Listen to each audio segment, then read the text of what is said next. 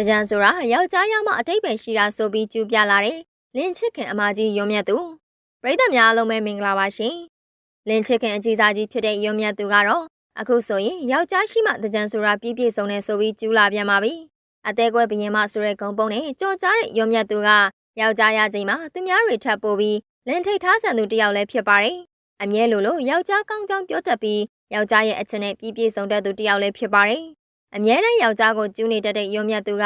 ယောက်ျားမရှိရင်မပြည့်စုံတဲ့တကြံအကြောင်းကိုကျူးပြီးပြောပြလာခဲ့တာဖြစ်ပါတယ်။ယွန်းမြတ်သူအတွက်တကြံဆိုတာပျော်ရွှင်စရာတိတ်မကောင်းတဲ့အရာတွေပါ။ငငယ်ကလေးကတကြံဆိုရင်ပျော်ပါတာမျိုးမရှိပဲမိဘတွေနဲ့အတူဖြတ်တန်းရသလိုတီလာရှင်ဝတ်တာနဲ့တင်ကုံဆုံးသွားရတာများပါတယ်။အဖေကဖုန်ကြီးဝတ်လိုက်သူကတီလာရှင်ဝတ်လိုက်နဲ့တကြံဆိုတာအတိတ်ပဲမရှိခဲ့ပြီမယ်။ယောက်ျားရပြီးချိန်မှာတော့တကြံကပြည့်စုံပြီးအတိတ်ပဲရှိလာပြီးဆိုပြီးကြွယ်ပြလာခဲ့ပါပြီ။ယွန်းမြတ်သူကတော့အိမ်အောင်ကြပြီးတာနဲ့တကြံကိုပျော်စရာတွေနဲ့အတိတ်ပဲရှိဖြတ်တန်းမှုတွေးထားတာလည်းဖြစ်ပါတယ်။အမျိုးသားနဲ့အတူမန်းနဲ့ထိုင်လျှောက်လဲရင်ကုံဆုံးရမှာမို့တကြံကသူ့အတွက်တော့အခုမှအတိတ်ပဲရှိနေခဲ့တာလို့ဆိုရမှာပါ။လင်းချစ်ခင်ကြီးယွန်းမြတ်သူကတော့တကြံကိုယောက်ျားနဲ့အတိတ်ပဲရှိခြင်းမိမဲ့အိုဝါစီရောက်နေတဲ့အမျိုးသားကြောင့်နှစ်တိုင်းမပြောရတာကတော့ကံပါပဲနော်။နောက်ထပ်တစ်ပုံအနေနဲ့ဘုံတီးမဲ့တေးသချင်းဗီဒီယိုဖန်တီးထုတ်လွှင့်သူတရေးတေးဆိုအောင်ပါစေနဲ့စီစဉ်သူများကိုစီစစ်အရေးယူရန်ဆောင်ရွက်နေတဲ့အကြောင်းကိုတင်ဆက်ပေးကြပါမယ်။ပုံတီးမဲ့တေးသချင်းဗီဒီယိုဖန်တီးထုတ်လွှင့်သူ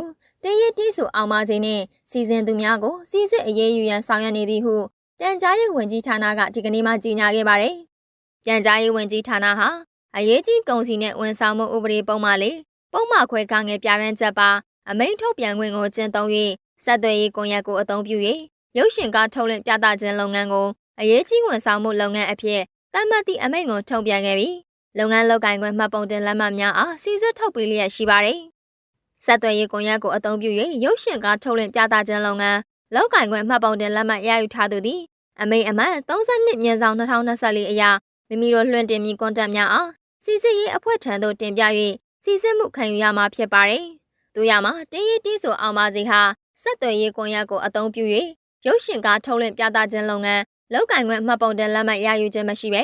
၎င်းရဲ့လူမှုကွန်ရက်အမျိုးမျိုးမှာတေးသချင်းဗီဒီယိုများထုတ်လွှင့်ပြသလျက်ရှိကြောင်းနဲ့အဆိုပါတေးသချင်းဗီဒီယိုများအနက်ဘုံတီးမဲ့တေးသချင်းဗီဒီယိုဟာမြန်မာလူမျိုးတို့ရဲ့အမျက်တနိုးတန်မိုးထားဂုဏ်ယူရတဲ့မြန်မာတူရိယာပုံနဲ့ပတ်မများကိုပြည့်ရဲ့ပြုစော်ကားတပွဲဖြစ်နေတဲ့တရုတ်ပြက်ကပြဖြောပြခြင်းနဲ့ညဉ့်ညမ်းတဲ့အတိတ်ပဲပေါက်စိနိုင်တဲ့အတိတ်ပဲနှစ်ခွသချင်းစာသားများဖြင့်ဖန်တီးထားကြောင်းစီစစ်တွေ့ရှိရပါတယ်။သို့ပါ၍ဘုံတီးမဲ့တေးသချင်းဗီဒီယိုနဲ့ပတ်သက်၍ဖန်တီးထုတ်လွှင့်သူစီစဉ်သူပါဝင်သူများကိုအမှုဖွင့်အရေးယူနိုင်ရေးစီစစ်လျက်ရှိကြောင်းနဲ့ဆက်သွယ်ရေးကွန်ရက်ကိုအသုံးပြု၍ရုပ်ရှင်ကားထုတ်လွှင့်ပြသခြင်းလုပ်ငန်းလုပ်ကိုင်ခွင့်မှတ်ပုံတင်လက်မှတ်ရယူထားခြင်းမရှိသူများအနေဖြင့်လုပ်ကိုင်ခွင့်မှတ်ပုံတင်လက်မှတ်လျှောက်ထားရယူပြီးမိမိတို့လွှင့်တင်မဲ့ကွန်တက်များကိုစီစီရေးအဖွဲ့ထံတင်ပြရမည်ဖြစ်ကြောင်းပြန်ကြားရေးဝန်ကြီးဌာနကအတည်ပြုကြေညာထား